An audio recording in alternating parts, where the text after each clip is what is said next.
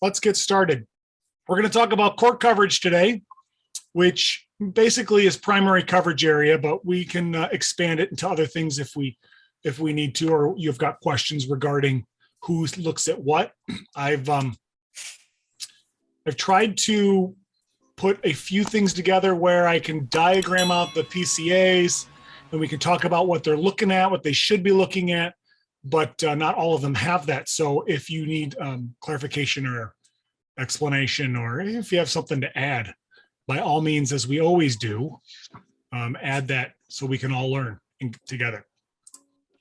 Let's go ahead and get started with our first video. I just clipped this today. I thought it was an interesting play, so here it goes.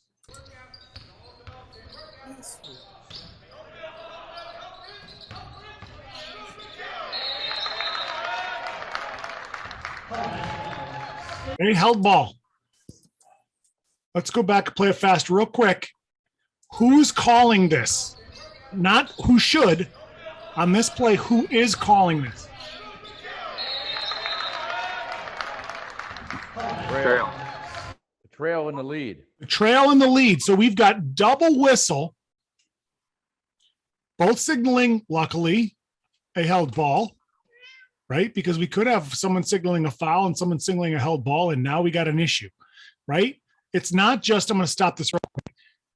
I know double whistles was last week, but double whistles is not just a foul situation where, oh no, what do we do now? What if you have two different fouls? Or it could be violations. It could be anything. It could be a foul and a violation. It just causes confusion. So that's why, again, last week we talked about double whistles, but so here in this one, we have double whistle. So if we break this down, I didn't mark where the ball is because we all see it. It's in the leads area, right? And let me just rewind it real quick. The lead is transitioning. He's currently rotating when the ball comes in, which makes it a little bit tricky because if you look at the positions of the other officials, they're standing in the old positions, yes? Mm-hmm.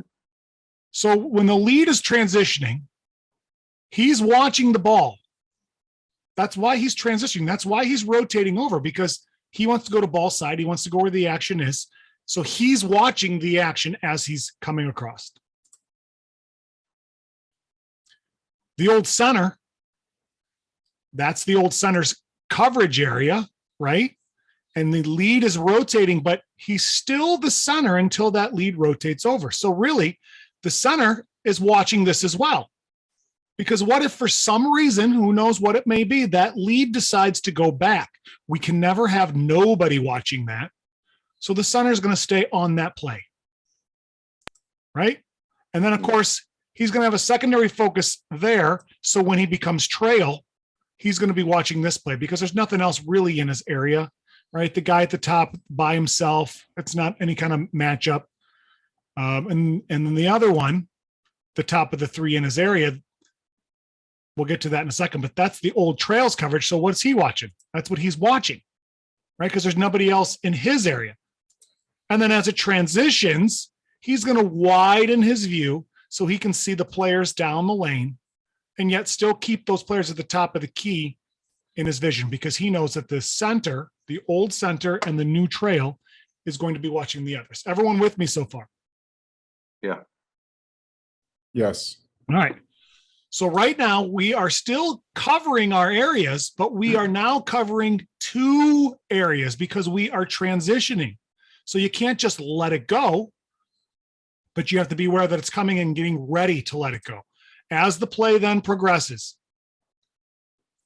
the ball moves further into the paint, deeper into the zone here. And this is about where a held ball is starting, and the lead is watching this area, right? It's his area. He's got it from when he transitioned over. He's got it all the way as it develops in. The lead is on top of it. The trail, who's now got this area, is watching these players, right? That's the closest matchup, even though there's nothing going on, but that's basically what he's watching. But he's also watching that because why is he watching the held ball? Travel. because all the other players aren't doing anything. So he's aware of the players at the top because someone has to watch those players, but he can focus on the action because they're not really doing anything. So he can watch both. And then the center, and again, I realize these officials are way out of position, but we just transitioned. So this really should be the center. He's watching these players up there. And let's move back just a bit. He's watching these players here. Even though they're not in his area. Who's in his area? Nobody. He's got 22 and 4 is technically in his area, but 22 is not doing anything, but he's also going to be able to focus down because again, he's got really nothing to watch at. So all the action is basically happening in the paint, right? Correct. Okay, so we got a double whistle. And I say this a lot, and I know a lot of guys, some guys say, Josh, I just don't like double whistles. Double whistles are okay. Not always, but a lot of times they're okay. We had a double whistle here. That's okay. He has a reason for looking into that area. But whose area was it? From the develop to the finish, even with that lead transitioning over, you could say the center had it because before he came over, but once he came over, lead's area, right? Right. So Yes. there's no reason, in my opinion, for the trail who saw it, got a whistle on it, no reason that he needs to put his thumbs up. Because that's why, honestly, I think this is why they do it. You stop the clock now before everything. It's not a straight up like this. So he's not blowing his whistle and going like this. He's blowing his whistle. Oh, we got a double whistle. I can put my hand down. Even in a held ball, you don't need 2 signals. Do we agree with that? Yes. All right. Any questions or anything to add? Well, is it possible? I mean, I don't see how the lead was able to even see it through the man because the ball was on the other side of him. So maybe that, the trail thought that he couldn't see it. Okay, so that is a fair statement. However, I'm going to go back to it. Did the official have the call? The lead may not have saw it. And so the trail's coming in. The trail's watching that. I get it. He's trying to help out. That's okay. I'm okay with him helping out. But did the lead make the call? Yeah, he's Yeah. got his hand up. Yeah. So let the lead take it. He blew his whistle. Okay. Now, if the lead calls a travel or maybe a foul, you can blow your whistle. Tweet, tweet, tweet. Go running in and say, I had a held ball. And then the lead may say, yes, but he elbowed him or he traveled before the held ball occurred or something. But you can come in now. You've got 2 different. It's not a foul on foul, and I'm telling you it's a block, and you're telling me it's a charge. And it's not that. I may have had something that happened before or after what you were calling, so you can go in and you can change it. But since he had the whistle and then he had a jump ball, and they both had the same thing, just let him take it. All right. Good question. We do need to be aware of what our partners can see or can't see, because that could be a reason why we need to blow our whistle. Let's try this one.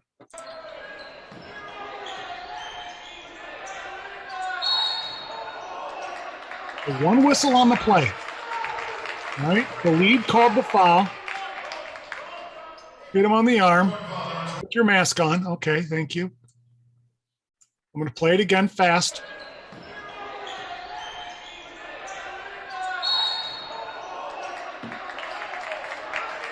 Whose primary coverage area is that? Center. Well, it's the center, right? And it's not like it's way in the center's area. It's down the line. Do we agree? It's close. Okay, now you could say it's a foul, it's not a foul, but let's break it down just a bit. The center is watching this area, right? And he's watching primarily the rebounders because it's his area, right? He's got to get those guys. He's the one who can see that from his angle. The lead has got the other side of the paint. He's watching those rebounders, right? On his side of the paint. So is it fair to say both officials are really watching all four of those players. Would it be fair to say that? Yes. Because you're not just going to look at two players and stop your vision. You're going to extend that vision through. That's just, natural. All right. So when the official blows his whistle, yes, he's reaching out of his area, but one, it's the area in the paint. I'm not going to make a distinction that in the paint, it's okay. But, when you reach, if you go over 4-5 feet, that's not very far, and you're already looking in that direction, it's okay to reach. Now, you could say, well, the center had the best look at it and there wasn't a foul. Okay, maybe. And we can argue whether there was a foul or there wasn't a foul, but that reach is not really oh my God, why are you reaching in front of me? Would we agree? They were both looking at where the action was. They were both seeing all these players in the way. And then there was some action and we got a foul. Yes? No? You think the lead should have not blown his whistle at all? I think it was Judge, I legitimate. think it was a good. I think it was a good call by the lead. I mean, I know technically you like to divide up the paint, but I think anything in the paint can also be leads. I think it should be. It's probably, he's got the best view. He's closest. I think it was a good call. And I think, Les, to your point, the lead, and you're right, it's split down the middle, and that's the way high school works. But the lead's basically watching the whole paint because he's always looking in the paint. Yes, he's got all of that under the 3-point arc, but when does he divert over there? When the ball's over there, right? And then usually when the ball's over there, all the players come out of the paint and they're in that area. So almost always the lead's watching all the paint because his eyes are already in that direction. So I think it's okay, again, that the lead got this. And if we zoom in, it looks like he hit him on the arm. Now, did he retain the ball where he could have passed on the foul? Possible.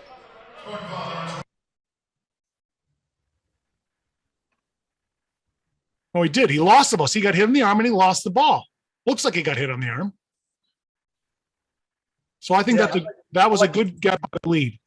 Yeah, I like the lead's view on that. I think it's a good call. All right.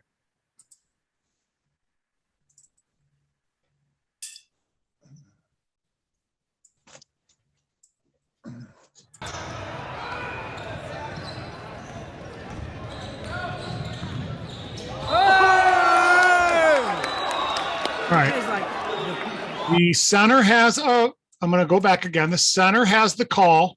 It's a fast break transition. Looked like the lead was passing.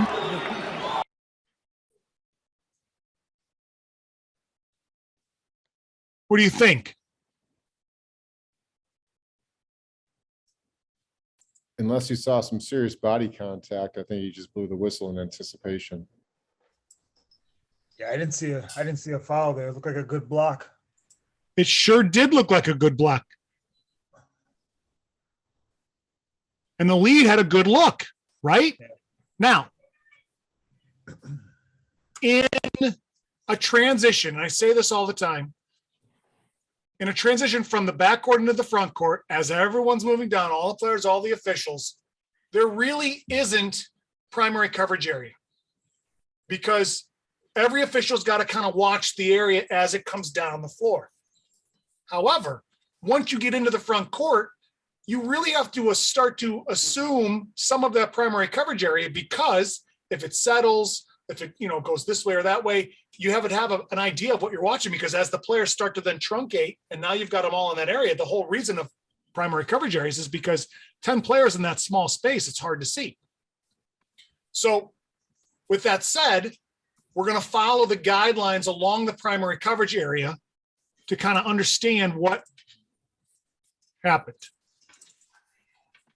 Let's go back up here. All right.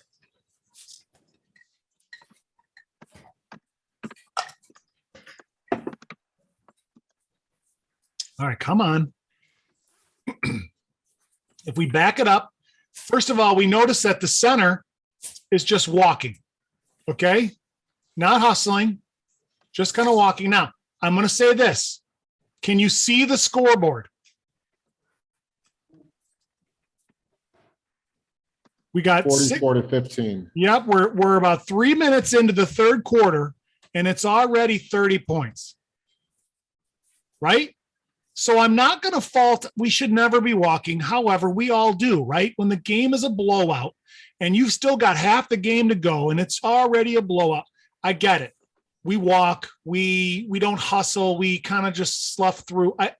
I'm not going to argue that he should or shouldn't be walking, but if you notice that he's walking, so he's this far away because he was walking and the lead is right there in front of it, right?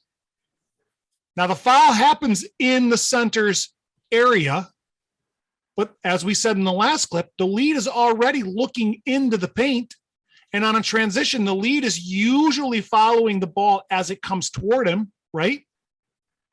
So I think it's safe to say the lead can get this call, unless you think he's totally screened out by all those players in front of him, which I don't think he was.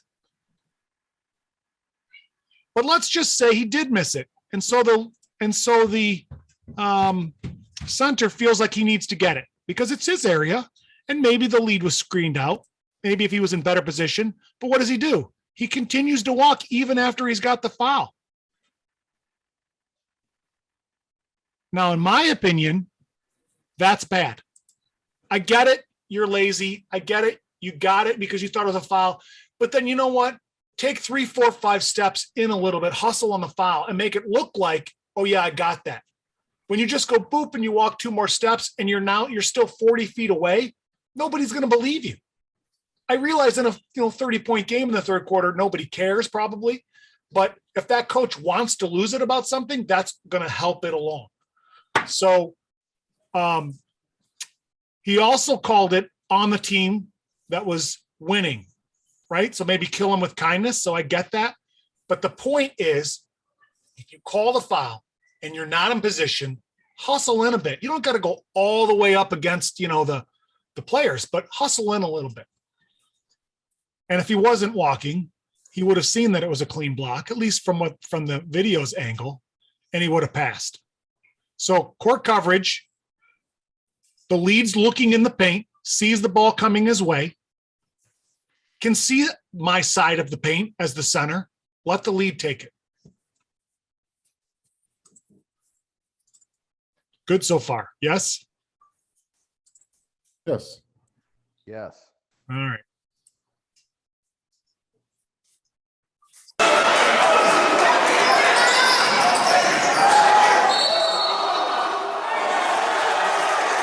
Hey, center comes with the block. I'm going to play it again fast in case you missed it.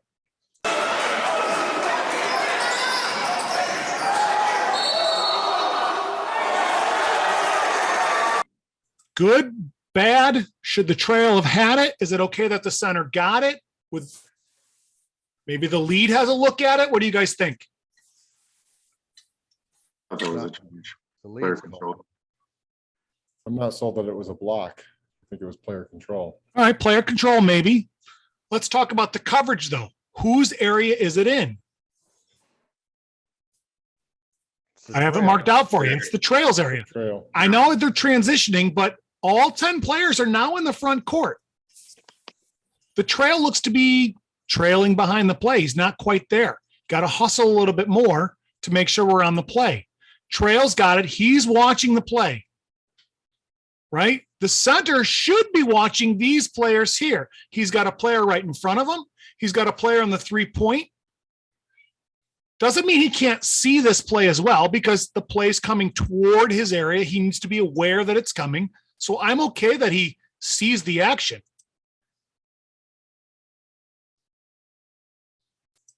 All right, look, we're about a second or two after they've both fallen to the floor now. Does it look like he has a whistle yet? No. He finally comes in because, and I did talk to the official about this game, but not about this play. It looked like he gave the lead the chance because it's the lead's call. He had it the whole way, all the way down the lane, all the way down, contact, players fall. Oh, he's not blowing his whistle? Okay, I'm coming in and I'm blowing my whistle. That's what it looks like what happened to me. And I'm okay with that because that was a collision, in my opinion, that needed a whistle. Now, we can argue, was it a charge? Was it a block? But it needed a whistle. Do we agree? That wasn't contact that you go, unless you think the kid flopped. But I don't think that the trail had a very good look.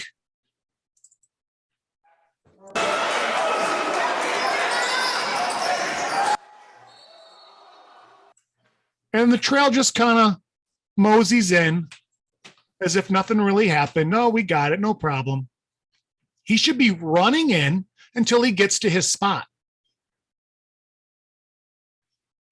We can't see the score on this game, so we don't know how close it is, but it's a physical game. It's relatively competitive. We got to stay within proximity of the plays. But it's okay that the center got this. Do we agree? Agreed. He didn't reach way out of his area, right? He went right over the borderline, and that's all right. I think the lead should have got that, and he would have got the call right. The lead could have got it, I think. I know he had to come way out, but he can see the kids in legal guarding position, and the kid ran over. That's a charge all the way. What is the lead looking at right now? I don't have it diagrammed because I didn't look at it from that perspective, Tim, but the lead's got one player in his area. I'm going to assume that player is just outside the 3-point arc, right? And then he's got 5 white players in a zone, it looks like. There's nobody matching up with anybody. So, yeah, the lead's going to be looking as the play's coming at him as well. Yep. But how far out of the lead's area is that? A lot. That's pretty far out. Could the lead come and got it to sell it if nobody did? He could have. But do you think this collision is enough for the lead to reach that far? I'm not sold that it is. If nobody gets it, I see the C got it, but the C's out of his area and he got it wrong. You better be sure that kid didn't flop. Now, we also can't see, did the kid stick his knee out or did he do something? I can't see everything on this video, but I'm not so sure if I was the lead, I would come and get that. Okay. Anybody agree with Tim? And not a right wrong. It's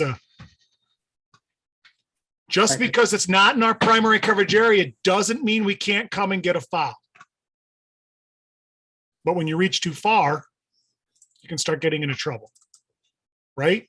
Hey, Josh, real quick. Yeah. I was going to say, you talked about the flop, and obviously at the high school level, we don't have a mechanism to deal with flopping per se. But if on a play like that, you feel like the player flopped, and I know it's not in the rule book, but I mean, I would tend to probably go with a block, because I think in that situation, you got to have a whistle. So I don't think you're going to be able to explain, oh no, the kid flopped. You're going to have to go through too much to try to explain that, because you don't have a signal you can give. You can't do an official warning. You're just going to have to tell people, no, I think he flopped. So I think in that situation, even if you do think he flopped, it seemed like there was enough of a collision there where you need to have some kind of call. So I would probably go with a block then. Would you support the lead coming in and getting that if nobody else does? Oh yeah, if I'm in lead and I see it and we don't have a whistle on it, yeah, that play needed a whistle. You're going to come get it because there's enough contact. And it's okay that the lead gets it if he does, because he's not looking at anything else. There's nothing else for him to watch. So I'm okay if the lead were to come out and get that. I'm just saying, I don't know if I would. Now, let's talk about the flop just for a little bit, because I really do hope high school adopts it. I don't know if they ever will, but does anybody here, whether you work college or not, I don't know, maybe if you don't work college, you don't know the signal, but the signal, I believe, is this, right? As if, hey, you fell down. I don't know if that's why they made it that, but that's the way I do. Yeah, you fell down. I use that signal, and I know you're not supposed to, and I know it's a point of emphasis to do proper signals this year. But I think when a lot of people watch the college basketball and they see that, and now they kind of know the rule, I think it helps when you see a collision like that and you know the kid flopped, or in your opinion he flopped, and you go like that. It's kind of like when you go like this, right? They said, oh, don't do that anymore. And I try not to do it. I still do it sometimes, but it's just kind of acknowledging, I saw what happened. I'm not an idiot. I think he flopped. Yeah, Yeah, the only but when problem is you do you're not that in supposed- college, you're assigning a technical to it. So, No, the first flop is free. Yeah, it's just a warning on the first one. The tech Yeah. class B on the second one. Yeah. So anyway, but this is not a college meeting, but that's a good point. And I hope honestly that they do, because at the high school level, flopping and faking, and they've got the rule, it's faking being fouled, but they need to add that, even if they keep the wording faking being fouled, even if they keep that, they need to add that level of warning. And I think that's what has helped the college level is, fine, your first one, I'm going to give you a warning and I'm not going to tee you up. The second one, I can do it. All right. This isn't about that. Stop talking about it, Josh. I would say probably just in my opinion, I mean, probably like it happens to all of us. He probably just didn't see the defender, couldn't make a determination if he was legal or not. The contact probably took him by surprise. And I think we all automatically go to a block in situations like that if we don't know. Well, and to the trail not blowing his whistle, because I think the trail should have had that. But we've all had those moments too, where we see contact and for some reason or another, we just don't blow the whistle. And we even say to ourselves, oh, how did I not blow my whistle? And that's why it's okay for a guy to reach over, because sometimes you just have that brain freeze and then your partner gets you, you're like, oh yeah, that was a good call. It happens to everybody. So again, I'm not faulting any official for not calling what I think they should call. But the point of watching these videos and reviewing them is so when we're in that position the next time, we don't have that brain freeze. All right.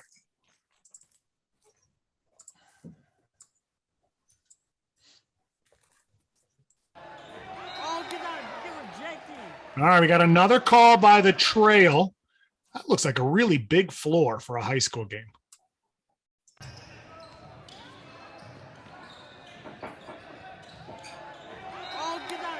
All right, really big floor, but trail gets it kind of far away again. Did he hit him in the head? Maybe. Possible. But do you think that that was a good call coming from that far away? That particular call. Right, The here's lead the, looks like he's about to lift his hand and then he drops it. I don't know if it's because he heard the whistle, but watch the lead. He looks like he's going to pull a trigger and a foul, and then he doesn't. all right. Now, my point here is I want to go back, and I'm not ignoring you, Mike. I'm going to talk about that in just a second. The ball is here in the leads area. So when the drive starts in your zone, in your primary coverage area, and it goes to the basket into another area, you're supposed to follow it all the way to the basket, correct? That is the mechanic in the mechanics book. But this was not a drive to the basket. This was a pass to the basket. And since it was passed, you are now supposed to relieve your attention to the lead or whoever area it is, because the lead's watching the players that it got passed to. The lead has better information as to what's going on. Now the lead is watching this, right? And as the ball goes up, yeah, all right, the trail's watching these guys. The trail should be watching those guys. The center, and this is why the center is so important in a three-person game. The center's watching his players in his area, but again, what can he do? Since he's already looking in the paint, he can extend through and he can kind of see that action, right? So if we actually look, the lead's got it, but he's kind of stacked to what's going on, is he not? Can he really see if he gets hit in the head? Maybe he can, maybe he can't, but it's tough.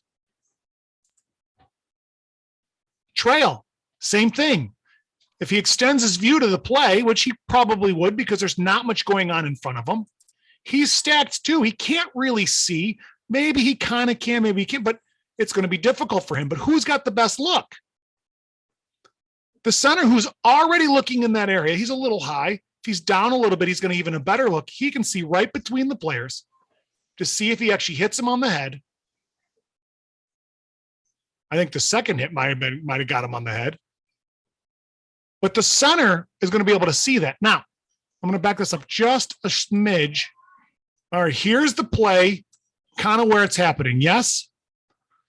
The center is so far away. The trail's too far away too. The trail should be closing down too, but the center should be walking toward the basket, down just below the free throw line to get a little closer to the players. Does everybody agree with that? Mhm. Because when you stay there and then you end up being flat footed, and then maybe you do see a call and you're like, oh, I'm way over here. I can't get that now. Right? We don't ever want to have that. We want to be in a good position. So if we do have to blow the whistle, we take 2-3 steps toward the play and it looks like we were there the whole time.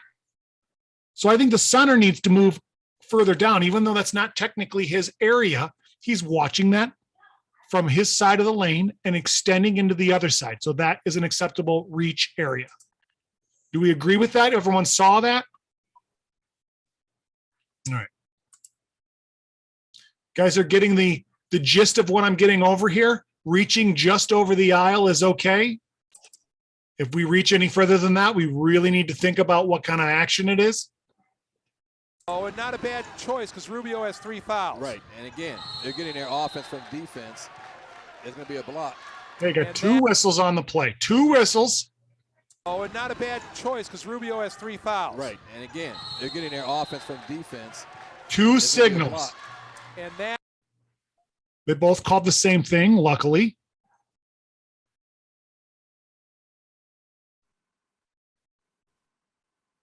All right, let's go back and let's break it down just a smidge. Whose area is this? Well, it tells you right there, right? The center, Center. right? Because the center started with it all the way over here where he started on the 3-point line. And he moves all the way in, even though it ends up in the paint, right? It continues on into the paint. It's still the center's area. Let the center take that call. Or like in that first clip, not the first clip, but the one clip that we saw, wait a second. If you wait just a second and you hear the whistle because you know it's your partner's area, then you don't have to go boop, boop. And if you saw the lead was so focused on that play. I mean, he was on it and he got it and he called it, but he wasn't even aware that there was another whistle because he was so focused on the play. And then the center, from what I saw, I'll play it again real quick, didn't even go up and stop the clock with his fist, went straight with the block. And that's one of the reasons why in a violation and or a foul, we have to stop the clock with a hand in the air, whether it's a fist or an open. We have to oh, stop. and not a bad choice because Rubio has 3 Delay. fouls. Right, and again, they're getting their offense. Yep, from he went up with defense. 2 hands and block right away. There's gonna be a block. It gives us a little delay before we signal. So if we do, oh, there's a second whistle. Okay, fine. You can put it down, or you got it, or I got it, or however you want to handle it. But that was the center's call. The center had the call. The center should get the call. Don't take the center's call. All right. Let me give you one that's not marked out. I just did this one today too, and I found it kind of funny, which is why I want to play it. When you are talking about court coverage, we're not just talking about the players. Look at the coach. I think he's asking for a pass.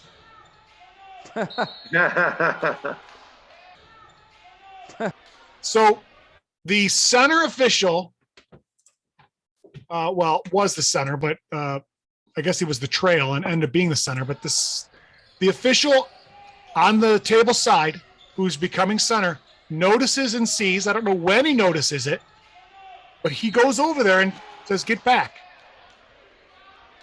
Now, by rule, is that the right thing to do? By the written rule? No. No. What's the written rule say? Dude, Needs to be- Technical foul. He's out of his box. He's not just on the line. He's way out of his box. But common sense officiating, just tell him to get back. He doesn't even realize that he's coming out so far. So you just got to say, coach, hey, can you move back a bit? And as you saw in the clip, he moved right back because he wasn't aware. We're better off helping the coaches get back to their spot than just teeing guys up. Even ones where they're way, I mean, he was good 8 feet on the floor, but there was no one around. He didn't interfere. Get back. Oh yeah. Okay, fine. All right. So your coverage area isn't just the plays with the players. It's you got to be aware of the coaches. Now, what if he does it again? Help him back again. So how many passes is this guy going to get? Boy, that's a good question. So the rule is in there. What is the intent and the purpose of the rule? He's gaining an advantage by coming out, right? So you tell him to get back. Maybe the second time, if he keeps doing it, you tell him to get back. Now, everyone's going to have a different threshold, but let's say maybe the third time, you say, coach, if you keep coming out onto the floor, I'm going to have to give you a technical foul, right? So you can give him 3, 4, 5, 6 times, however many you're comfortable with. But before you give him a technical foul, at least give him the courtesy and say, coach, if you keep doing it, I'm going to give you a T. That way, when you give him a technical foul, he can't say, what? Wait, I didn't know. You didn't even warn. You know what I'm saying? Mhm. Can't you do an official warning there? You could give a bench warning. It's not really conduct, but you could do it if you want to just say, well, I want to put something in the room. I don't know. Yeah, there really is no warning for violating the box. Technically, a coach's box is not a bench warning because it's not really conduct, but I don't know. If you feel like that's going to gain you some credibility, I'm okay with that. I don't think an assigner is going to fire you from your games because you're trying to help the coach not get a technical foul. I'm just saying after the second or third one, not on the first one. Right. What, and because he's not listening to you, that's unsporting? I suppose if you can justify it that way. I think it's just as easy to not give him a bench warning and say, coach, if you come out again, I've told you 3 times now, if you come out again, I'm going to have to give you a technical foul. I don't think you need an official warning in the book to be able then to assess him a technical foul, right? In fact, didn't they write in the rule book this year, or was it last year, that we don't have to give a warning first because all the coaches thought we had to warn him first? We don't. Warnings are good because it's preventative, but. Now the potential problem is this guy's coming out on the court. This is the 3rd time. And now the other guy, the other coach, he's coaching the way he's supposed to. He's staying in his box. And now he comes out of now you're basically saying, oh, okay, well, I get three chances, so I'm going to do the same thing. That's what could potentially happen. So, Right. And what I would do on the first time, I would back him off. I mean, I'm not going to tee him up right away. I'm going to back him off. And then at my first opportunity, I'm going to say, hey, coach, you have to stay off the court because by rule, that's a technical foul. And then the second time, I'm whacking him. So again, everyone's going to have a different threshold, and I'm okay with that, Glenn, as long as, again, and you don't even have to tell them if you do it again, I'm going to give you a technical foul. You don't have to tell them, but I think it's good practice because you're trying to help the coach. You're trying to let the coach know that this is the consequence. I'm not just coming out of nowhere. I'm not trying to be a jerk. I'm going to rule it. And to your point, Glenn, the other coach could look at it and after the 3rd or 4th time say, well, wait a second, why am I standing in my box? And then they come out and maybe they over exaggerate because they're trying to make a point, and then you got to address that. And now this guy's been doing it all game and you tee that coach up because they did it once. Right.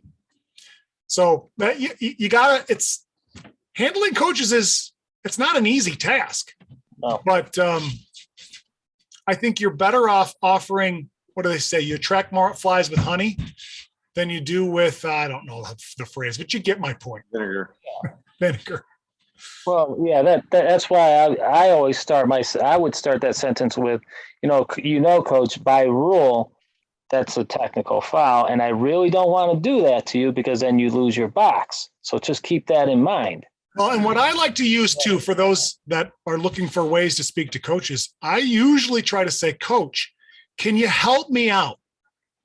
Because now you're asking for their assistance. And most coaches, when they feel like they're, oh, yeah, oh, okay, right. And not, hey, get back in your box or I'm going to tee you up. That's confrontational. But coach, can you help me out?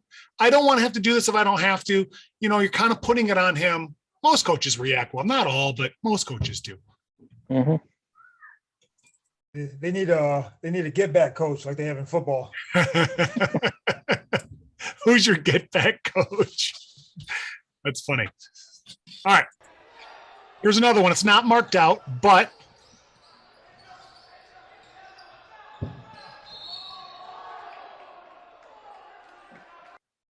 two whistles on the play. Whose coverage area is this? Whose call should it be?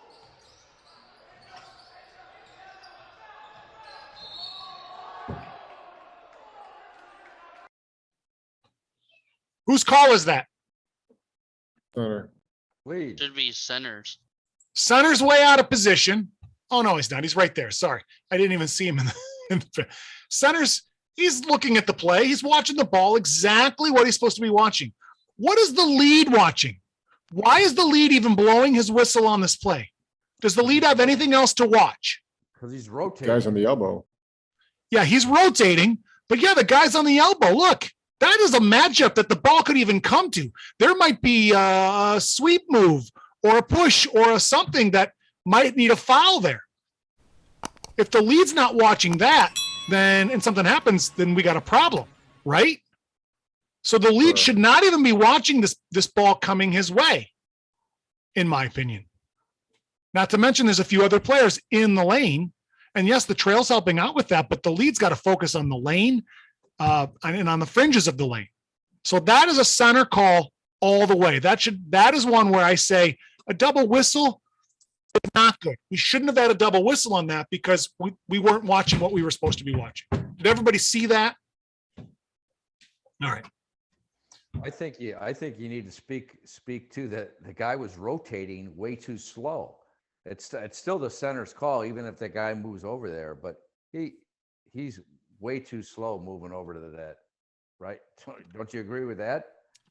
Well, and why is he rotating? Is there a reason to rotate right now? Is there a reason? No. I suppose you could say the guys on the elbow might be a matchup and I want to get on that side because the ball's over there. So I could see a possible reason to rotate. But where's most of the players? Usually by the 3-point arc. Yeah, it's on table side, right? They're that side. And the ball could very easily, because it's not settled, it doesn't come below the 3-point line. And those are just guidelines. Those are not hard, fast rules.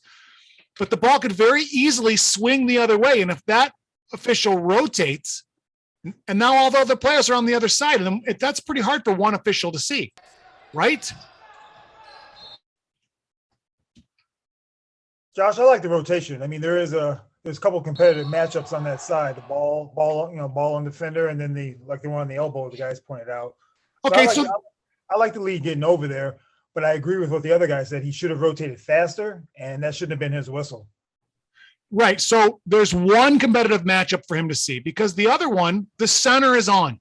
Yeah, you're right. Right. He doesn't need any help with that. So I'm not saying it's a bad rotation.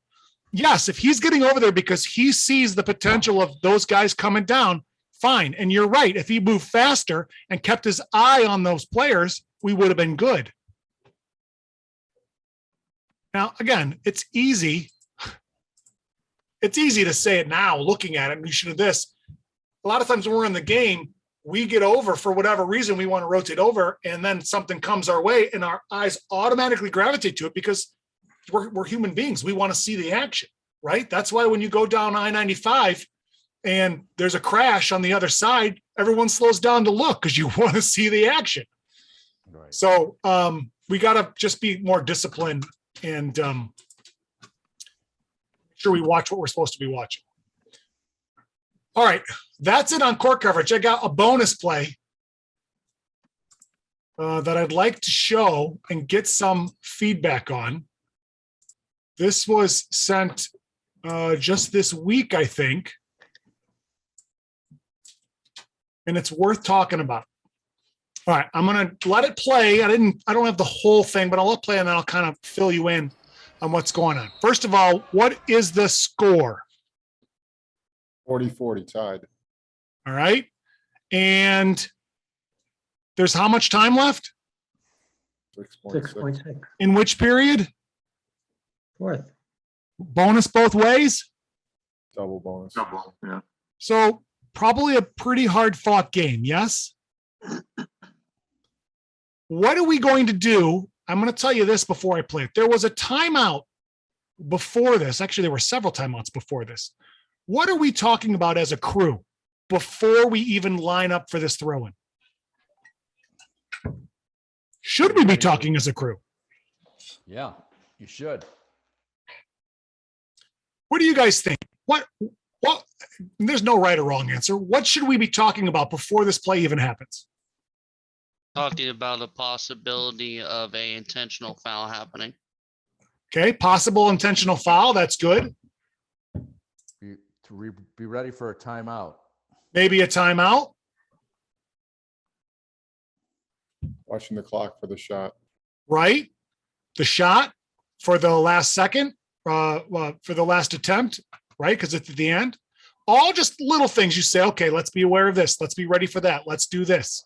I think those are all things, and it just gets you in the mode to say, end the game, hard fought game. Let's get ready for it. All right.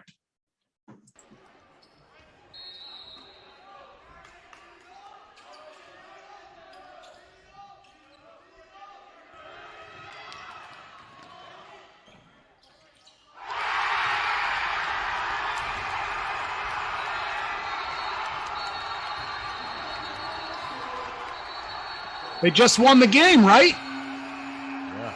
Yep. They did not win the game, and I'll tell you why. I didn't clip it all because it goes on for quite a while. All right, I'm going to rewind it just a little bit. Look at the top right of the screen. Do you see the head coach coming out? Mm-hmm. He was requesting a timeout. Look at the left side of the screen. Do you see an official pointing? That official was granting a timeout. Okay. Now, we can talk about the timing, and I just want to show a few things. I'm gonna break this down to the best that I can right now. But that's the situation. Official on the bottom right of the screen. What's he doing? Bottom right of the screen. That official got swarmed by the fans who are coming on. Right? Uh-huh. Poor guy. So he's trying to just get out of the way. It also looks like, as I'm watching this, I've watched this several times. I keep picking something up every time I watch it. It almost looks like the trail thinks the game's over too. Yeah, looks like he's kind of walking off the court, does it not? Yeah, he's leaving. He's gone. He's trying to get off the court. He's like, wait, why aren't my partners coming with me? Okay, the other two officials look like they got something that's going on. First thing I want to mention, this has nothing to do with the play, but I think it's worth talking about. Why do we have our hand up as an official here? We shouldn't, right? Because when you mirror the chop as the trail, you only mirror the chop when it stays in the front court. Does everybody understand that? No, I It's a small thing. Does it really mean anything? No, probably not. But just know that we shouldn't be doing that. So that's why I point that out. All right. The other thing I want to point out before I continue, where did he go? Let's see. The throw-in looks like he was probably right there, right next to the lane. Do you think we could have put that player on the other side of the lane and had this official as the center official to maybe have a better look for the last second shot? You think that's possible? Mhm. Should we have? Shouldn't we have? Absolutely no. Maybe absolutely yes. What do you guys think? Yeah, I think so. I think if it's right on the lane for a throw-in, I think this is an excellent opportunity to say, let's get into the Cadillac, because if that ball goes up anywhere down here, I'm going to have a better chance of getting to it than the new trail, who's going to be all the way on the other end of the court. Right? Was it after a timeout? Yeah. It was after a couple timeouts. And that might be one of the reasons why they stayed, because the coach said, where's it going to be? Or Right. So it's not 100%, but if you're able to, this would be an excellent time to do it. All right. Yeah, even in that situation, Josh, if you had to inbound it on that side, I think this could be an exception where you could, as a lead, you could bounce it just so you could get back on that side. And like you said, get to see opposite, get him in Cadillac. I think you could justify that situation. Yeah, it just puts you in better positions to call the last 6 seconds. Yep. All right, so then as the play comes down, now we got to let the play out. And I don't think there was a foul. There was no whistle, and I don't think it was a whistle. I think it was a great, great shot. But now here's the argument. And I have to say this first, just so everybody knows. The crowd cleared onto the floor, right? They had the problem getting them off. They kind of congregated around the visitors. They didn't really do anything, but the officials talked and they ended up assessing a technical foul to the home team because the fans came onto the floor and were menacing or whatever the reason may be. Now, I don't suggest necessarily giving a technical foul when the crowd clears the floor. We do have some latitude to do that. Rule 281 tells us. Did anyone know what Rule 2? Rule 2, does anyone know what Rule 2 even is? What's the topic of Rule 2? Yeah, I didn't know either. And I couldn't say it off the top of my head either, but I looked at it this year. Officials and their duties. All right, officials and their duties. And Rule 8.1, Section 8 is officials' additional duties. So my point is, it says in there, if there's fan problems, it's supposed to be the administration. We're not supposed to handle it. However, if the fans do something so egregious, I'm paraphrasing, or interfering or something, we do have the ability to assess a technical foul. So it's within our purview to do that if we feel it necessary. My point of saying it's in officials' additional duties is that's probably the last thing you want to do. Okay, so doesn't mean you can't do it. Doesn't mean you're not justified doing it, but try to figure other ways around it first. All right. So since we threw the technical foul, they said it's because there was a timeout. All right. There was a timeout, so therefore they shouldn't have stormed the floor. I'm going to go back to where over here, I think. Sorry. When is a timeout granted? Who can tell me that? When the referee grants the timeout. When the referee grants it, how does a referee grant a timeout? Hand up and point. Right. They sound their whistle and they signal with the stop clock signal. And this is out of the officials' manual. This is the mechanic. When you grant a timeout, it requires a whistle and a signal. Okay. Now, let's just watch this play. It looks to me at this particular moment, the ball has gone through, right? Do those officials look like they're granting a timeout? No. No. Okay. We can't see this official. So to be fair, I don't know if they're granting a timeout or not. But if you let it forward just a bit more, you can kind of see them. And it doesn't look to me, they're still not. And it still doesn't look as though they are granting a timeout. Doesn't mean they didn't. Yeah, But now you got 0.4. Now you got 0.4 left. Yeah, the body language doesn't look like there is anything yet. All right, it goes back out of frame. The other two still, does it look like the other two are granting a timeout still? No. Nothing yet. Now, what's on the clock? 0. Nothing. So for all intents and purposes, as far as the players and the fans and everyone knows, game's over, right? Correct. So then they storm the floor because they all see zeros. Now, you see the official come out here pointing. So clearly he's doing something, granting a timeout, but when was it granted? When the game was already over. Now, if a whistle was blown, that's okay. I get that. No, I blew my whistle, but it's loud in there. Not anybody heard it. Fine. But if that's the case and you grant a timeout, especially in a situation like this, and you can see players are starting to come out, fans are starting to come out, don't just walk calmly. Don't walk calmly.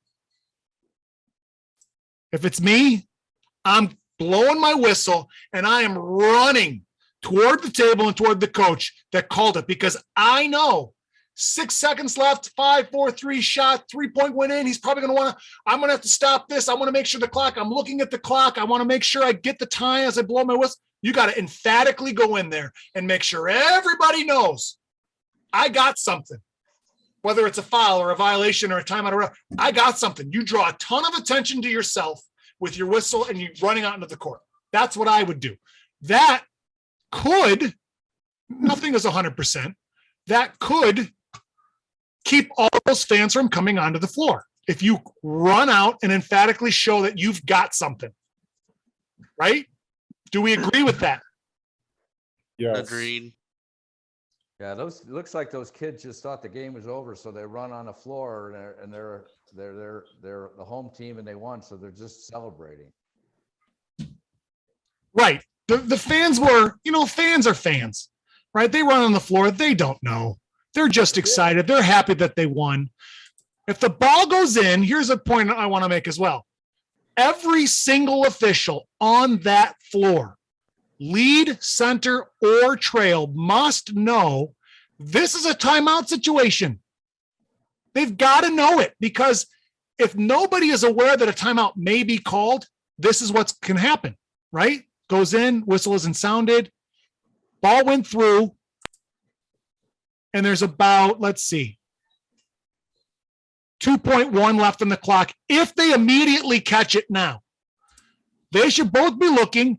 The center is looking away from the coach, so he shouldn't turn his head, in my opinion. He should not turn his head, but he could listen if a coach is yelling for timeout. He still may not hear, depending how loud it is, but you've got two other officials that can glance that way. Do we agree with that? It's not this is a center's call, this is a trail's call. This is anybody on the floor can get this, and every single one of them should be ready for that timeout. Yes? Correct. Yeah, it should be the official closest to the coach that should be ready for that, right? Because the ball already went in. Well, all right, and I already talked about the walking in. I don't necessarily agree with that, Tim, because again, if it's super loud, the official who's closest to the coach is the center.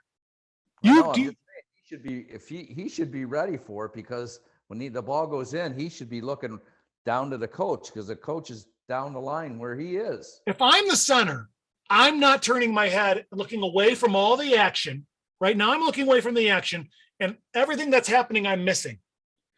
I'm going to keep my eyes, and I'm going to listen intently, because I know that a timeout's coming. Now, again, I may not be able to hear it. So that's why the lead is probably the last one who's going to make this call. Right. But the trail immediately should be looking over, looking for something. Right. Trail I think either trail or center is going to get this. Now, it doesn't mean the lead can't get it, because the lead also knows it's a timeout and nobody else is getting it. And I see that it's getting it. Boom, I'm going to blow my whistle and I'm going to run out there to let everybody know, as I'd already said. You agree with that, Tim? Yeah, I just think that when the ball went in, everybody should be you should be looking for a timeout, because that's what the coach is going to do, is call timeout, and didn't look like there was one. All right. So I mean, and you can look at two things here. First off, the guy who's signaling the 3-point is obviously already going. The second, which is on the right-hand side, is obviously not reacting to it either, saying that it went in. And then he doesn't react until it's too late and says, whoa, we got something. Because as you can see, he holds those two hands out. Yeah. Well, and like I said, look, he's trying to get off the court. Game's over. So the trail definitely did not see and or hear a timeout. Definitely. The trail is, and probably because the trail didn't look. Now, again, to be fair, we can't even see if the coach is calling for a timeout because he's out of frame. So there's a lot of factors on this video that we can't comment on because we don't know exactly what happened. So I'm going based on the officials that were on the game and what they said happened. But all I'm saying is all of those things combined, all those little things, talking before that play even happens. If you have a timeout, running out, letting everyone know, knowing that it is a timeout situation and looking right away if you're in the right spot to get it.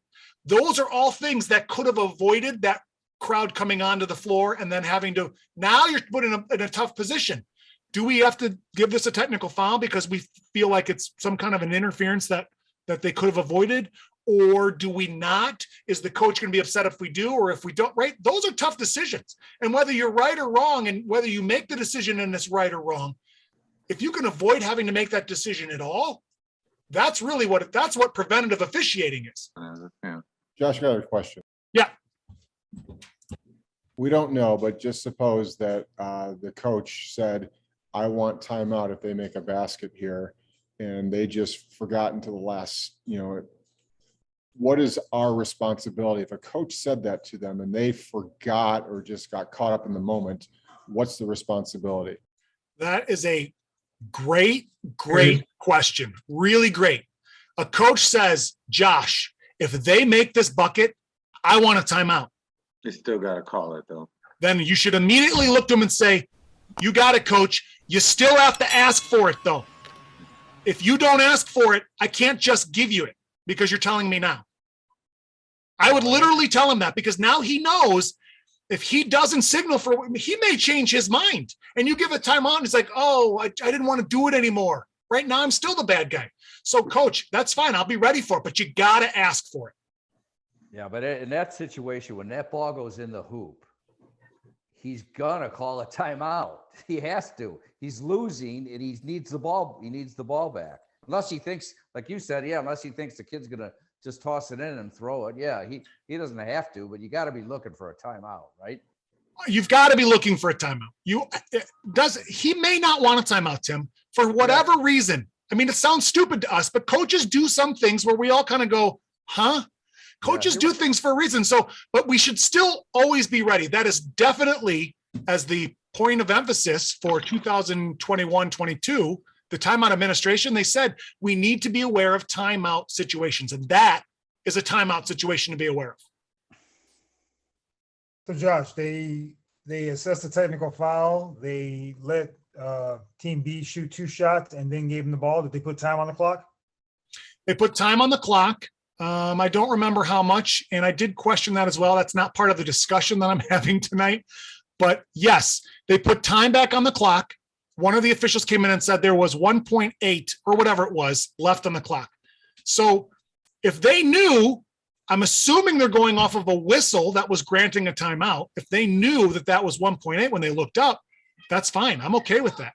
And yes, the losing team was now down 3, got 2 shots for the technical foul and the ball back.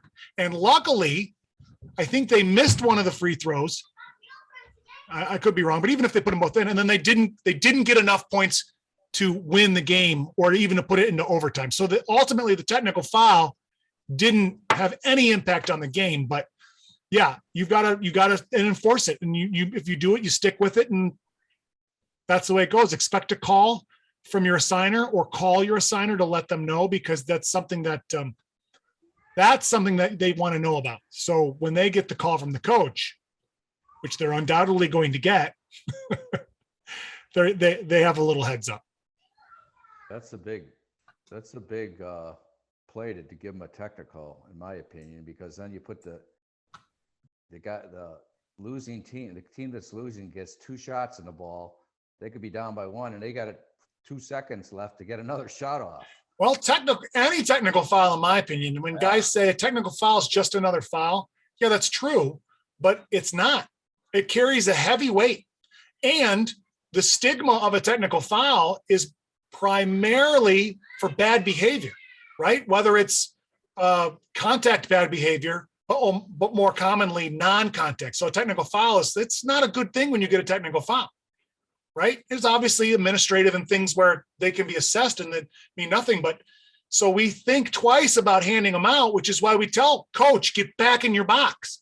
Because if I tee him up for that, why are you being a jerk to me, right? Because a technical foul is kind of like, shame on you, behave yourself. All right. So what did you guys, does that like that last clip? I thought it was something worth talking about for sure. I thought it was good. What about court coverage? Did you guys learn anything, or did I tell you all stuff you already knew? Yeah. That chop in the backcourt, that's good. That's a good point. Yeah. Well, thanks for coming out, guys. I kept you long because that last play kept us long, but I appreciate you coming out. Next month, if you all can make it. Next month is January 20th. It's a Thursday, again, starting at 7:00 Central Time. And we're going to talk about the pass and crash. All right. So that's a very good one. It's kind of like block charge, and everyone knows block charge is my favorite. But pass and crash is kind of the same, right? You pass the ball, then bang into them. So we have to know who's watching what. And there's actually some rules that they give in the officials manual that I'm going to probably tell you differently because it's my opinion. I think there's a better way to watch those and rule on those, but I'm going to give you both and you all can discern what to do. So hopefully you can make it next week, but otherwise, thanks for coming in, and guys, have a happy holiday, a Merry Christmas, Happy Hanukkah. I don't know, what else am I missing? Hanukkah's over. Cover them all. Happy Festivus. Happy Festivus for the rest of us. Happy New Year, Josh. Happy New. Yeah. Have a good one, guys. Yeah. You too, All Josh. right, Thank thanks a you. lot, Josh.